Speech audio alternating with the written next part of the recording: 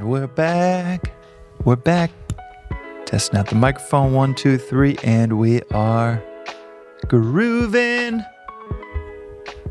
Out here wearing the Yoga for Your Intellect t-shirt. Some merch. That's YFYI. It stands for Yoga for Your Intellect. That's what this is. That's what this channel is all about. Vedanta is Yoga for Your Intellect.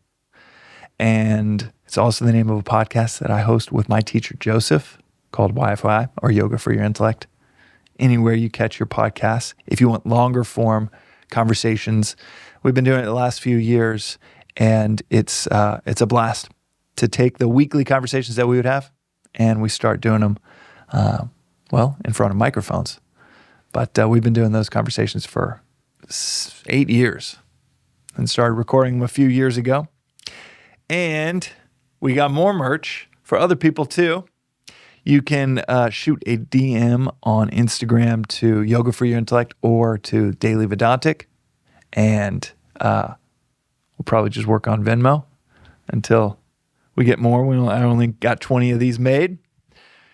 Let's get realized. The back says, oh, it's such a cool design. Let's get realized. Because there's literally nothing else to do. So these puppies just came in. Today I figured we'd do an episode on this very topic. There is the practical side of Vedanta and the philosophy that so many of the daily episodes in the Daily Vedantic cover. And for many people, that is sufficient. That is enough. That's what they're going for. A reorientation philosophically with their worldview, with the world itself, with themselves. That's 90% of the philosophy is around that practical side. Aldous Huxley called it the practical philosophy because it was so damn practical. But you get to the deep end of the pool, and the point of the philosophy is not to be a philosopher. It's not to live with peace, prosperity, whatever you're seeking. Vedanta can help you get those things. But the point of the philosophy is to be free. As Ram Dass said once, he said, the point isn't to be a good meditator. The point is to become free. That is the point of this timeless philosophy. For thousands and thousands of years, all of the practicality, all of the shorthand, and Vedanta can be summed up as a manual for living. But the shorthand ladders up to one goal, and that is liberation. Moksha, nirvana, our concept of heaven, as I've said multiple times in previous episodes, all of these are speaking to the same thing. Limitless infinitude. And we're told it's not just something some of us choose to pursue or some of us attain.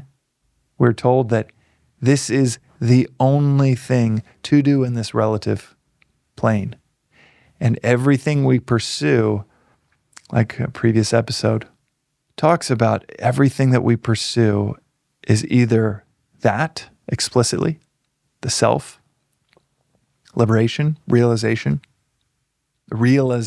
of who you are, or it's a misguided approach towards the symbol or the symbol of the symbol of freedom. A guy was interviewing with one of the companies I was running a few years ago, and he said that he wanted his goal.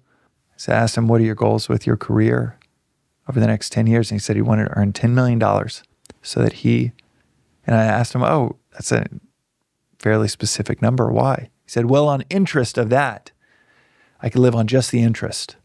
And I was like, oh, that's interesting. So to live on the interest of that nest egg of $10 million in the bank. And I said, why is that appealing to you? He said, well, at that point, I could do whatever I wanted. So he wants $10 million that leads to $600,000 to $800,000 in interest on his investments with that $10 million that will pay him each year to do whatever he wants. And he might be in a rat race, or more like a rat wheel, for years and years and years, chasing the capability to do what he wanted. And it's far more entrancing to have some variable that we can call $10 million than it is to spend time even thinking, reflecting, observing what it is we want. But the philosophy is crystal clear. What we want is freedom. And the back of this t-shirt was from a text thread that I had with Joseph once when I said, I was joking around and I said, I think we had maybe like a walk coming up or maybe an episode that we wanted to record. And I said, let's get realized. Or maybe it's a class. But I remember his response, and it's so fun to put this on a t-shirt because his response stopped me in my tracks. This was about a year ago. And I sent it tongue-in-cheek, let's get realized. And he sent a reply back, there's literally nothing else to do. The practical side can level out, can run smooth across your life, but the yearning for freedom and ultimate freedom will never cease. We are told that on this relative plane, that is all we're seeking. We're also told that is our natural state, that is like a spring that is compressed. We're yearning to get back to that natural state that deep down we know is not only attainable as a worthy goal, but is our natural state. And anything short of it feels unnatural because it is unnatural.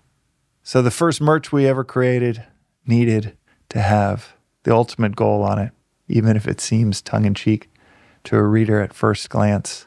It's a reminder that is the point of this entire philosophy, practice, tradition, and I'd argue the entire point of every philosophy, practice, or tradition is freedom. It's realization who we truly are. So let's get realized because there's literally nothing else to do.